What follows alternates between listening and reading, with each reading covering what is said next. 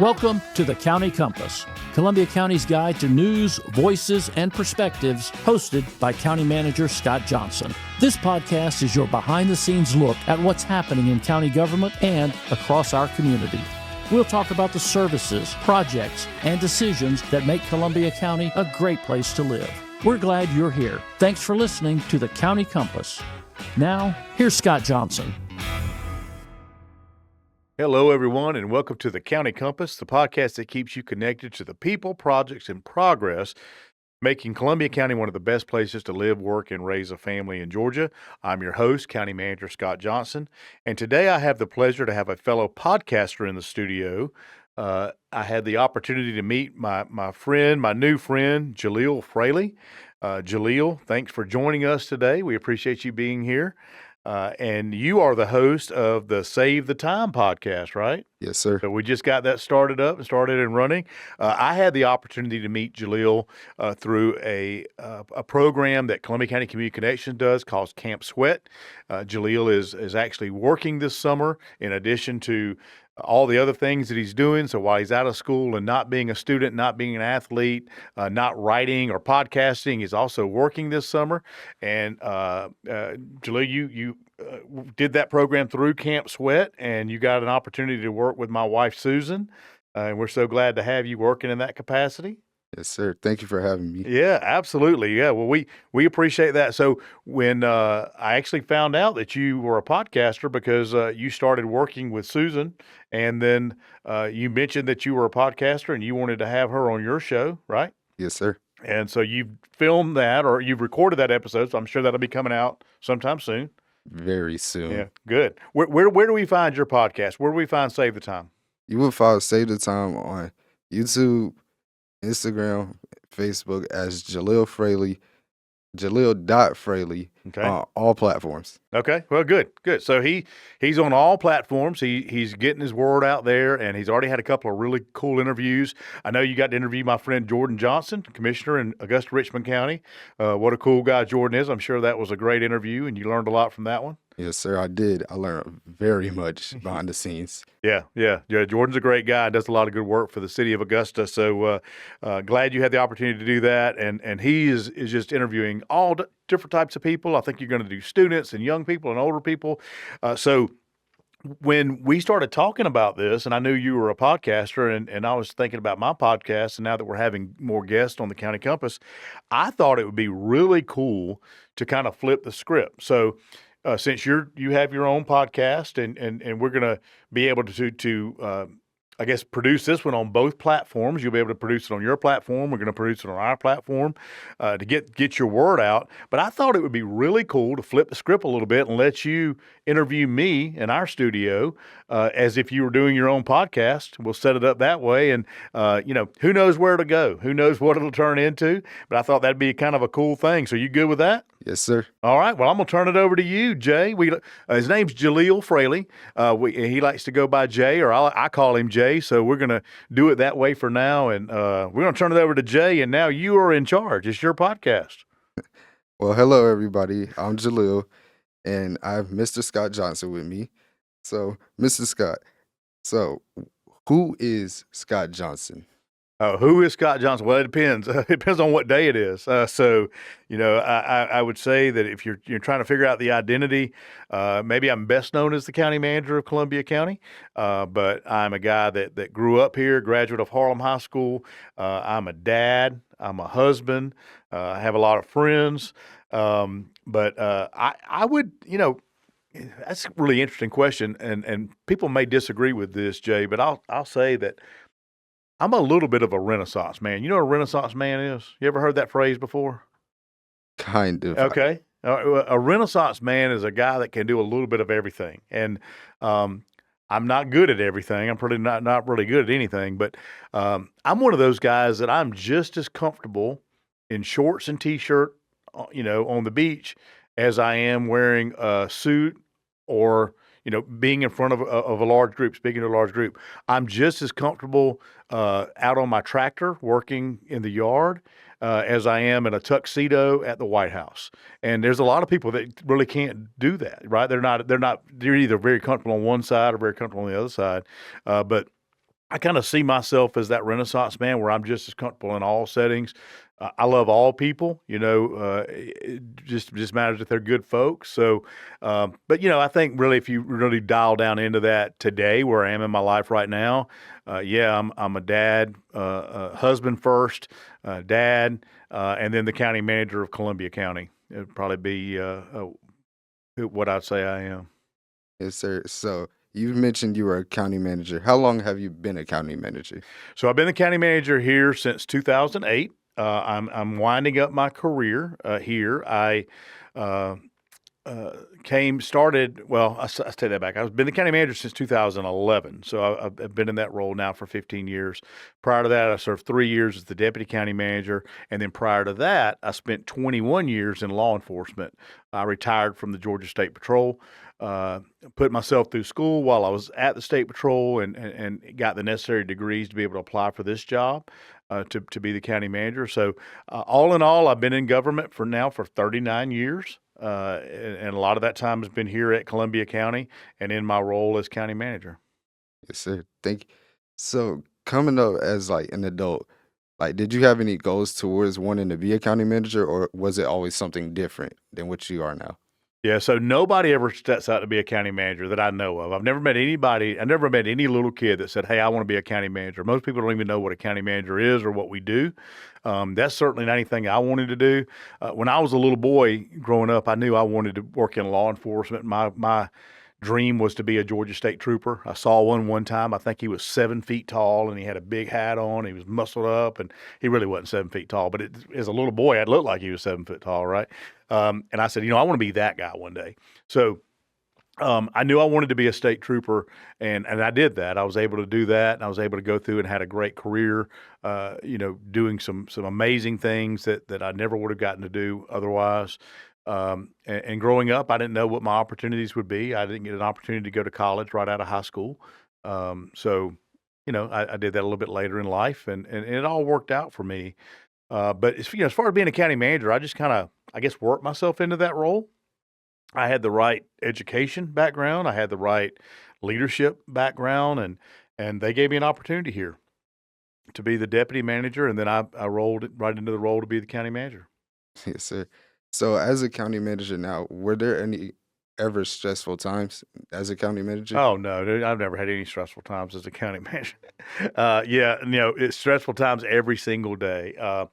You know, this is a tough role because as a county manager, it's my responsibility to oversee the day-to-day functions of the county. But I work for a board of commissioners, and we mentioned that you interviewed Jordan Johnson. He's one of the commissioners in Augusta. And what the commissioners do is they set policy and they set goals and they approve budgets and all those things. And then they turn it over to somebody else to run. In Augusta's case, it's the county administrator, city administrator, my good friend Tamika Allen. But it's a very, very stressful job. And I think you get pressure from really three sides. You get pressure from the staff wanting to know direction and what they need to do and how to do that, make sure we're coming through and doing everything the way we're supposed to do it. You get pressure from your elected officials because they all have agendas and things that they have, and they have constituents that they have to answer to. So they're getting pressure, which causes stress. And then the public. And then in today's society, there's so many social media platforms out there. Anybody can say anything, and it don't even have to be right. One of the things we like to end our podcast with, and we're going to do it here today, is the most ridiculous thing that I've heard lately, and it typically comes from somebody's Facebook post where they said something about Columbia County that's completely wrong. And I had the opportunity on the podcast to be able to kind of refute that and say, hey, that's not the way it happened. Here's the real story behind that. But it's getting tougher and tougher. And I think all of those things cause stress in my job, stress from my elected officials who are my bosses, stress from the staff, as far as being able to get the job done and timely in the right way. And then there's a lot of stress from the public. So it's a very stressful job. I'll say this, and I don't know that I've ever really said this before, but I'll say this. I really think being a county manager is probably more stressful and a harder job than it was being a state trooper. And that's a pretty far stretch when you think about that, because state troopers and law enforcement in general, all public safety, have very, very stressful jobs. Sir. So during those times as a county manager, mentioned those stressful times. What has helped you like become unstressed or like get through the past as a county manager? Yeah, a couple of things I think really come to mind when I think about what helps me de-stress or unwind. I think that you have to have a good work-life balance, and there's been many times in my life where I didn't have that. I know when my kids were growing up, I was not probably the dad that I needed to be. I was very focused on my career, and I tried to do things for my children, but um, you know, looking back on that, if I had to change something, I would definitely change the way I interacted with my kids, and I'd have spent less time working and more time being a dad. That was a more important role that I really took for granted. So I would say that one is probably um, that's part of it. Um, you know, as far as de-stressing, you have to care, and in this job, you have to care. Um, but outside of the work-life balance, you also need to understand that things are going to happen. I'm a real good. I say real good.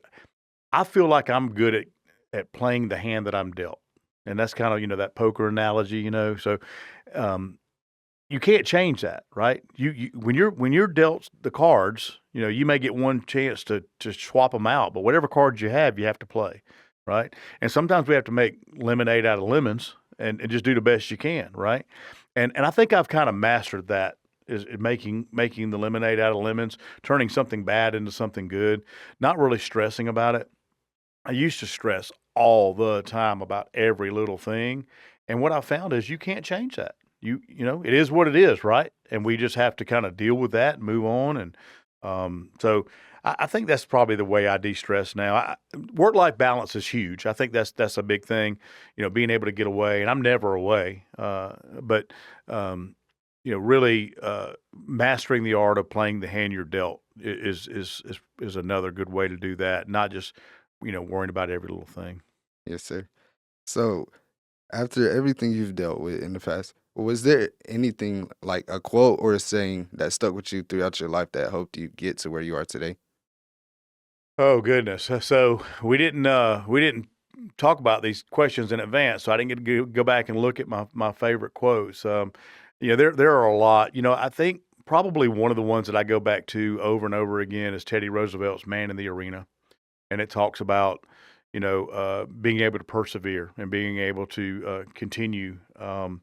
There's also another quote, and I won't be able to quote it because it's a long quote by F. Scott Fitzgerald about hope and about it's never too late in your life to be able to do the things that you want to do. So I think I draw inspiration from those types of things, where people are saying, "Hey, man, you can be anything you want to be. You can do anything you want to do." Um, and then, of course, you go back to the biblical references, and I don't want to just pick the one that everybody knows, but I think understanding that you can do all things through Christ who strengthens you. Those are kind of some of the ones that I go back to over and over and over again, and knowing that I can accomplish anything I want to accomplish if I just do it. Yes, sir. So, fun question this Yeah, one. good. I like those. What's a fun fact people don't know about you? Okay, let's see. Fun fact people don't know about me. Oh no, I'm gonna have to think about that one. Yeah, that's a good one. So I'm getting help from my audience here. I appreciate that. So yeah, a lot of people don't know that I'm a scuba diver. I love to scuba dive. I love the water. I love when I'm not here. If I can get away, if I can find a beach or an ocean or the lake or a pool or whatever. I love that, and I didn't grow up loving that. As a matter of fact, I despise the beach. I was always the guy that'd rather be at the mountains. But the older I get, I love it more and more, and I had the opportunity several years ago to get certified to scuba dive, and now I take trips and get to go out and do a lot of that, and it's a lot of fun. So a lot of people probably don't know that about me, and probably wouldn't recognize me. If you bump into me in the Keys, I'm probably not going to be dressed the same way. I'm not going to look the same way. So a lot of people probably wouldn't know that. Got to teach me how to scuba dive someday. Yeah. Hey, it's easy, man. Go get certified. We'll scuba dive together. You got to have a dive buddy. You can be mine. Yes, sir. I love adrenaline. It's fun. Okay, so before I end off with my questions for you, what's some advice you have for the youth watching this today? I think going back to what I said before is, you have to. You can be anything you want to be, and don't let anybody tell you that you can't. You can do anything you want to do. You can be anything you want to be. You can go anywhere you want to go. I grew up with what I would call humble beginnings. My mom divorced my dad. My mom and dad got divorced when I was very, very, very young, 2 years old. So I went there for a period of time where I just didn't have that male role model in my life. My mom was a really, really hard worker. She did everything she could do to make sure she took care of her kids. It was me and my brother, and then later on I had a little sister. And she worked really hard, but we didn't always have everything that we wanted, and sometimes we didn't have everything that we needed. She worked hard to make sure that we did, but it's kind of humble beginnings for me. But I never quit, and I never thought that anything was out of my reach, and I got that from my family. Hey, work hard, keep your head down, do what you need to do. But I'll tell you, Jay, I didn't. In retrospect, I mean, I would change this, but I didn't make good grades. I didn't take school seriously. Like I said, I didn't go to college right out of high school. Um, I didn't know what I wanted. I mean, I knew I wanted to work in law enforcement, but I didn't know what I wanted to be or what I wanted to do. And you don't have to decide. You don't have to decide when you're little. You can let life kind of help decide that for you. But what I would say is to young people is don't settle for the status quo. And it goes back to talking about earlier, playing the cards you're dealt. The fact that you may have, a single mom or a single dad, or maybe both of your parents have passed away and you're living with a grandparent or friends or whatever. That doesn't mean that you can't be something. That doesn't mean that you can't go out and accomplish something or be something in life. And I think too many times we just go, we maybe feel sorry for ourselves. And that's one thing that I've never done. I've never felt sorry for myself in anything, any failure in my life. I've always learned from that and moved on. So I would say to the young people out there, do the same thing. You decide what you want to do. You want to be a 16-year-old podcaster and writer, man, be a 16. There's nothing that stops you now. You can be whatever you want to be. So there are no more boundaries, and there are no, don't let stereotypes box you into something, just because you're supposed to be this or supposed to be that. I'm a whole lot of things I was never supposed to be. Yes, sir.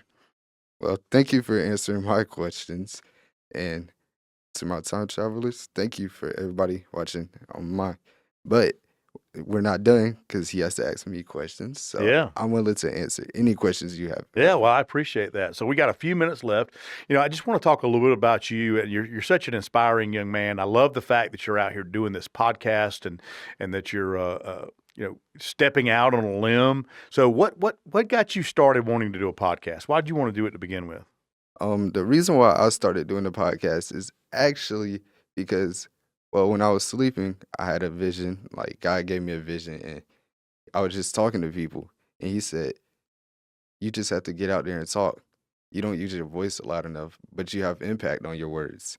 So I turned my words into a whole podcast because I like writing poems and stuff. Okay. So, and I like to read now, actually.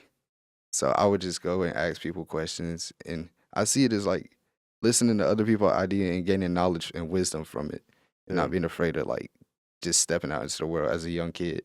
Yeah, yeah. And there's so much you can, I guess, glean from that as you're working through your life. You can, you're interviewing these people and you're getting all this additional information and all that stuff. I think that's very cool. So tell us a little bit about what you do when you're not working, podcasting, writing, reading.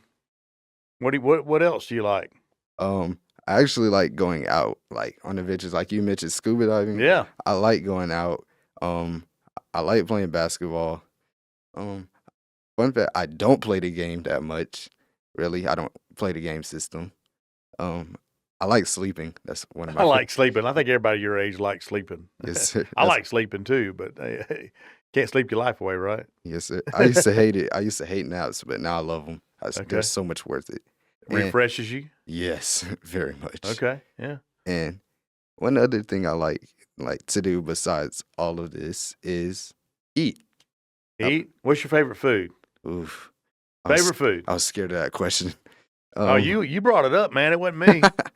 um, crab legs. Crab legs are your favorite food. See, we're going to be perfect together because we're going to take this trip. We're going to go down to the Keys and we're going to find ourselves a place that we can do all you can eat crab legs, and we're going to teach you how to scuba dive, and we're going to just have a great time. How's that? Yes, sir. That sounds fun. Yeah, Yes. I love crab legs too. So this is going to work out. I think this is a match made in heaven. We just didn't know it when we got in here. So, what are your aspirations, Jay? What do you want to be? What do you want to? And again, I said you could be anything you want to be, but what are your long-term career goals? Is college in the future for you? Something you want to do? Yes, sir, it is. Yeah. Do you know where you want to go or what you want to major in? I want to go to either Michigan State, if I want to go out of state, Okay. Texas Southern, Jackson State University. But if I don't want to go out of state, I want to go to Georgia Southern or Clafton University. And Okay. what I want to major in is being an English teacher. Wow. That's great. So you want to major in something that would allow you to then be an English teacher, and you want to teach high school, Elementary. Okay, that's right. Okay, that's probably a good idea. Yeah, elementary kids, teaching them English, getting them ready to be able to do the things that maybe some of the things that you've accomplished. Yes, sir. And you're currently in school now. You're a rising junior, right? Yes, sir. At Curtis Baptist. Curtis Baptist, great school, great programs there. You love going to school there?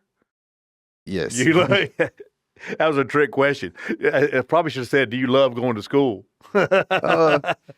On certain days. Yeah, right. Well, you know what? I love coming to work on certain days too, so I don't think we're too far apart on that.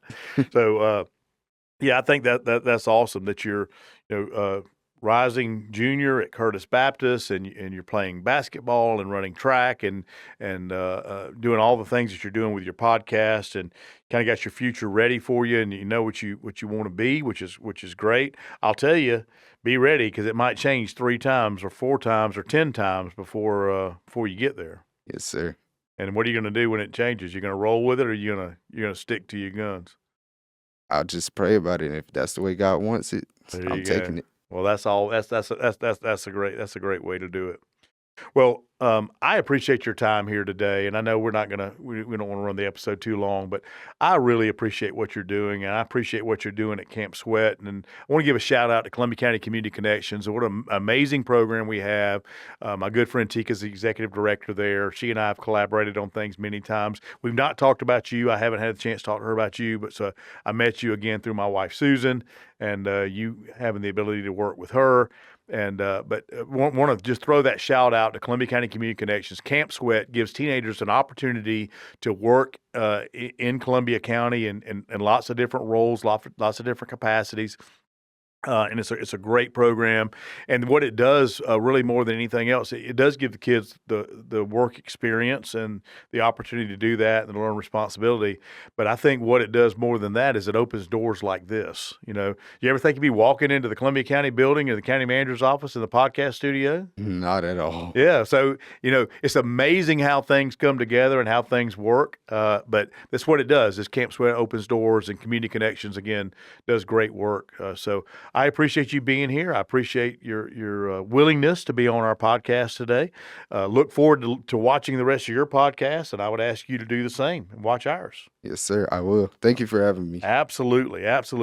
Well, that wraps up that piece of that. I always like to finish our podcast, Jaleal. You probably have a wrap-up that you have, but we have a wrap-up here in Columbia County with the most ridiculous thing that I've heard lately.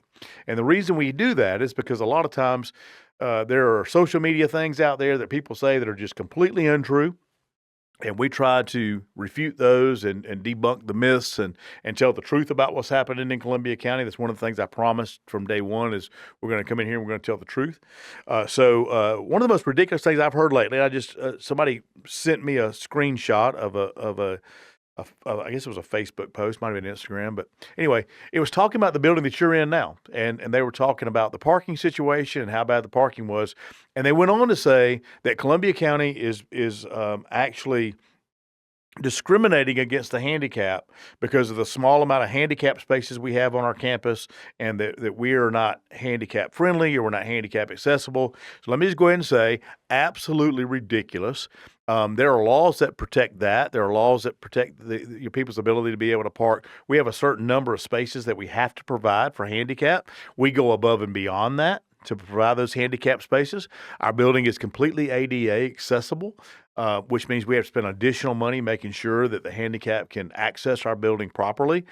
So if you're looking at a schematic or a map of our building right now and you say, hey, they only have 2 handicap spaces at Building A, you guys probably noticed it when you drove in today. You see that big parking lot right behind us has a big fence around it? Yes, sir. You know what it's going to be? A lot more parking. And when all that's done, we're going to restripe everything, and we're going to mark everything, and we're going to have plenty of handicap parking for everybody. So the fact that somebody would think that we're only going to have 2 handicap parking spaces on this entire campus and that they're hard to get to, absolutely ridiculous. Just don't believe that. Give us an opportunity to get done, and once we finish this project, there'll be plenty of parking for everybody. So just wanted to go ahead and get rid of that. And again, we're going to go ahead and wrap up now. I want to thank you for listening to this episode of the County Compass. If you have questions about anything you've heard today or anything else county related, you can always visit columbiacountyga.gov, reach out through the normal channels, reach out to our PR director, Cassidy Harris. She can always answer your questions for you. She answered one of mine here today, so thanks, Cassidy, for being here and helping us out with that. And that wraps up our this episode of the County Compass. If you enjoyed it, we ask you to subscribe on Spotify, Apple Podcasts, or YouTube. Leave us a review. More importantly, thank you for tuning in and being an engaged part of Columbia County and our community. Your input and participation really makes our county much stronger. So I will tell you, stay safe, stay involved, and keep loving this county as much as I do. Take care. This has been the County Compass, Columbia County's guide to news, voices, and perspectives. Thank you for listening. We appreciate you taking the time to stay informed about the issues, initiatives, and people impacting our community. And we sincerely hope today's conversation helps you better understand the work being done in Columbia County. Be sure to subscribe so you don't miss future episodes. As always, visit Columbia County's official website or social media channels for additional information. And until next time, thanks for tuning in.